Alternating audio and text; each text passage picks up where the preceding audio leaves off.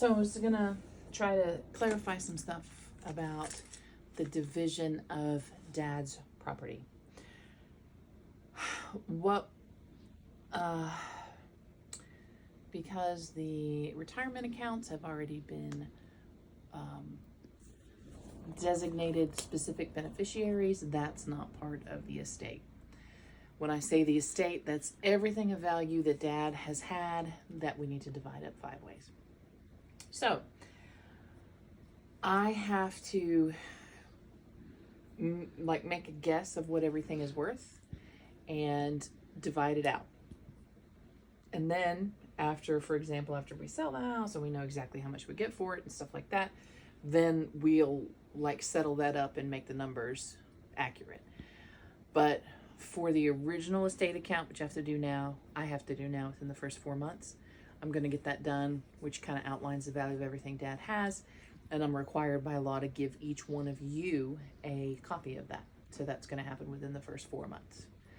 Are you laughing at me? No, I'm crying. That's Gwen. She's crying. Do you need help? No, not right now. In a minute? Yeah. Okay. Okay, so for the purpose of easy math and for the purpose of all this stuff at this point being an estimate anyway, I'm going to show you how this is going to work out. So let's say, for example, that the house is worth $250,000 and the beneficiaries are Scotty, Megan, Teresa, Mary, and Rita. Okay? So if we sell the house for $250,000, everybody gets $50,000.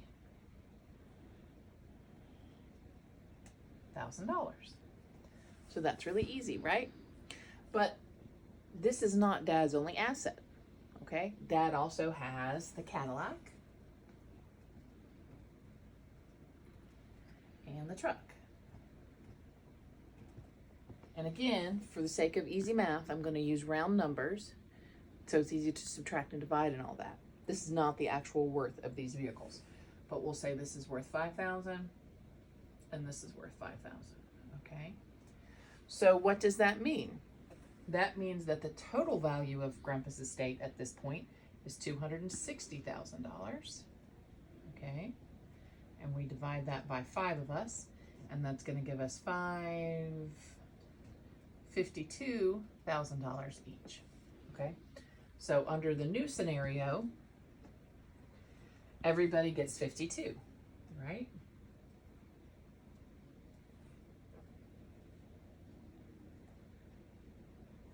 But since the caddy went to Megan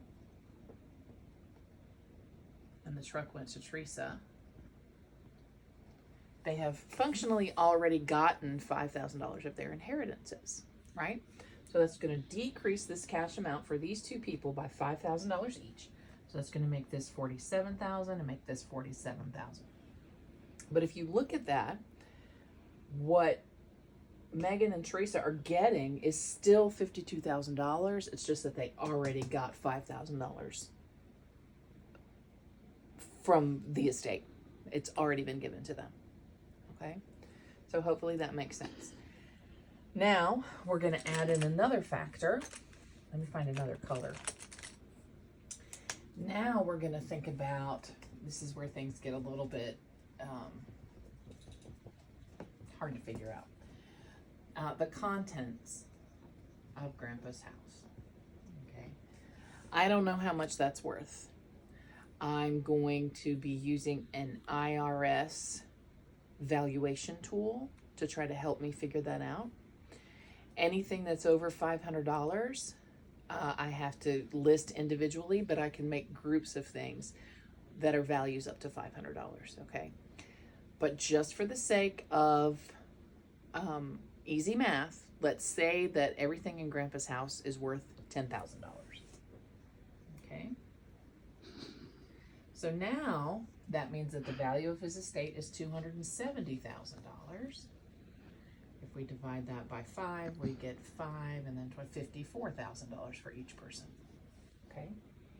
So $54,000 is what your inheritance would be, not just cash, but cash and items. All right? So sometimes what's going to happen with this $10,000, if we split it all up equally and everybody gets $2,000 worth, then, you know, like I said, now everybody's part is going to be 54. Well, not mine. Mine's going to be 49.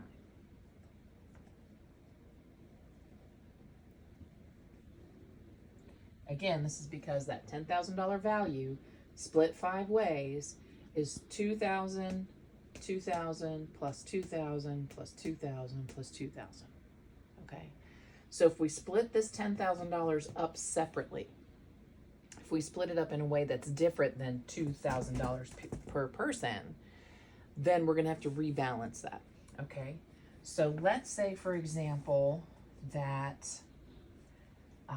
one of us wants, let's say I need a bunch of stuff and we all agree, and I want $7,000 worth of the stuff that Grandpa has. So I'm going to put that in red because that's a debit. So that's $7,000. Let's say Teresa gets $1,000. Mary gets $1,000. Scotty gets $1,000 and Rita gets the shaft.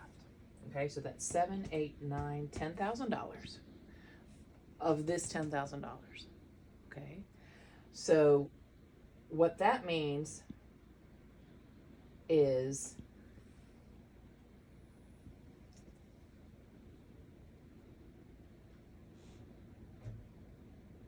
oh wait, I didn't change this. This is supposed to have gone up to 54.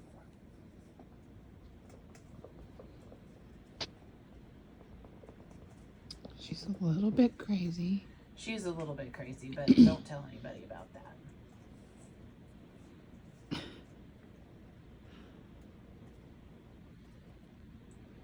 And then the $5,000 there would give our cashes then 49. Okay. So that would mean that from that original 54, Scotty would net 53. I would net 42. Teresa would net 48. Katie would net 53. And Pete would net 54. If you add these numbers together, that number is going to equal this number. Okay? And all that means is that we're mixing the cash and the stuff together. All right? I carefully read through last night the stuff that I have to do for the estate accounting, and I have to write values for everything that we divide up. Okay, so that's just going to be required by the court, so I have to do that.